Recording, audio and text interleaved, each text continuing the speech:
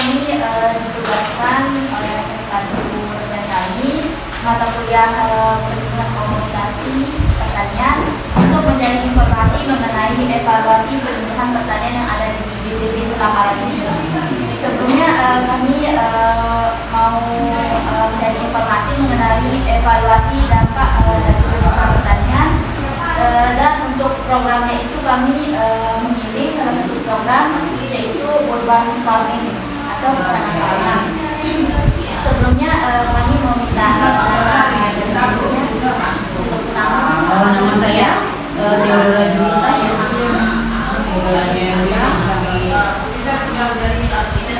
Umurnya 51 tahun. Jabatannya? Nah, jabatannya ini koordinator, tetapi kalau dari segi kepangkatan saya adalah jabatan saya penyuluh pertanian mandiri. Koordinator. Sebelumnya tujuan dari program urban farming ini dibuat untuk apa? Gini ya, Dik, ya. Tujuan program urban farming ini dikeluarkan oleh Kota Makassar ini akibat luas lahan, luas batu sawah yang daerah Kota Makassar ini setiap tahun mengalami pengurangan. Yang kedua, petani di Kota Makassar rata-rata petani penggarap penyewa, kepemilikan lahan sangat minim, di bawah setengah hektar di rata-rata, ya. Itu makanya. Jadi berangkat dari situ dipilihlah kira-kira program apa yang paling pas. Karena petani juga sudah di samping itu juga terus terang coba lihat di sini Kota Makassar ini kan banyak ya. BTN coba lihat.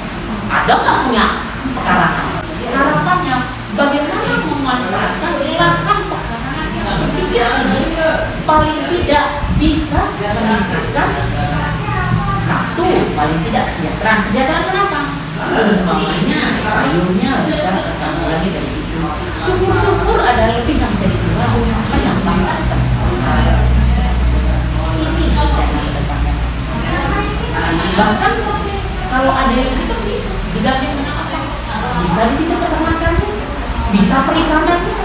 Kenapa tidak? Ada yang seperti itu. Yang bisa menjadi mengukur keberhasilannya ini adalah banyak tidaknya orang yang mau memanfaatkan peternakannya. Itu jelas indikatornya.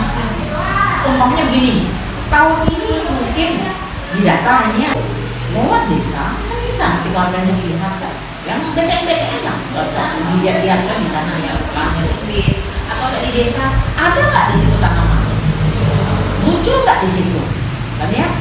Kalau yang tadinya mungkin yang nanamnya 5, ternyata tahun besok cuma 4 ya, atau tadi mau berarti berjalan di jalan itu 4. Tetapi kalau yang tadinya 5 tiba-tiba semuanya senang dan merasakan manfaatnya besar, bisa mungkin menjadi 25, bahkan bisa menjadi 1 lingkungan. Berarti kan itu berhasil. Iya. Terus perekonomian juga tambah berhasil. Itulah menjadi indikatornya bahwa program itu berhasil. Tetapi dampak itu paling tidak di situ ada indikator yang pertama. Apakah ada di situ perubahan perilakunya? Ya, perilaku daripada yang melaksanakan tersebut sudah nggak dilaksanakan, ya kan? Kalaupun dia sudah tahu, sudah bisa menerapkan, ada nggak pengaplikasiannya di dalam rumah? Kalau ternyata tidak ada, nggak bisa. Terus yang terakhir, yang paling terakhir itu kira-kira dari yang sudah mengaplikasikan itu ada nggak peningkatan ekonomi? Kalau dia sudah sampai bisa kesana, bisa dipastikan program itu berhasil. Berapa lama waktu yang dibutuhkan untuk mengevaluasi data program tersebut? Kalau saya yang paling bagus di atas 6 bulan, di atas 6. Kalau masih 3 bulan nggak bisa. Itu udah berdasarkan indikator yang sudah ditetapkan? Iya, rata-rata seperti itu. 6 bulan sampai 1 tahun.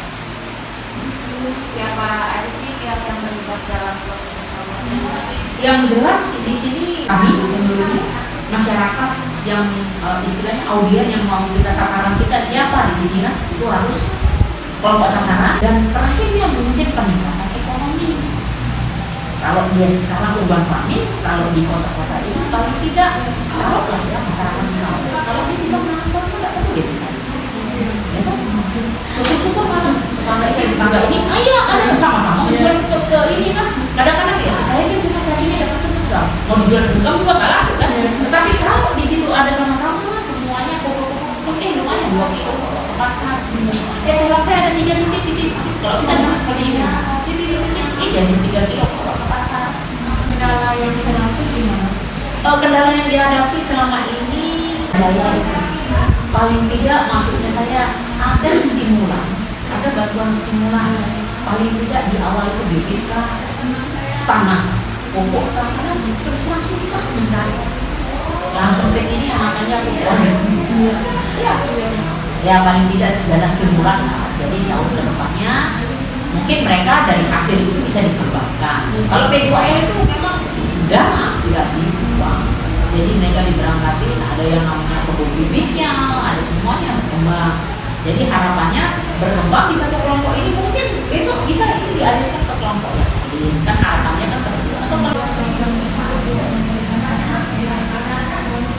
Atau strateginya saya hadapi kalau memang seperti ini ya perlu sosialisasi di awal. Paling tidak lewat kader. Kader itu kan paling sering ya, posyandu itu juga ampuh loh itu.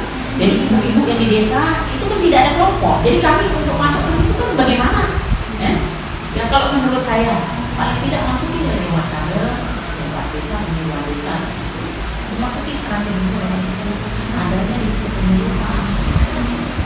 Nanti di situ penyuluhan digandeng sama desanya, gitu kan ya. Diberikan di situ. Ibu-ibu mungkin seminggu sekali, maksudnya anak-anak penyuluhan kita di sini. Ada di sana kerjasama lah di sini. Mungkin itu saja pertanyaannya kami mengenai evaluasi program pertanian. Terima kasih. Semoga saya dapat waktunya. Terima kasih banyak Bu.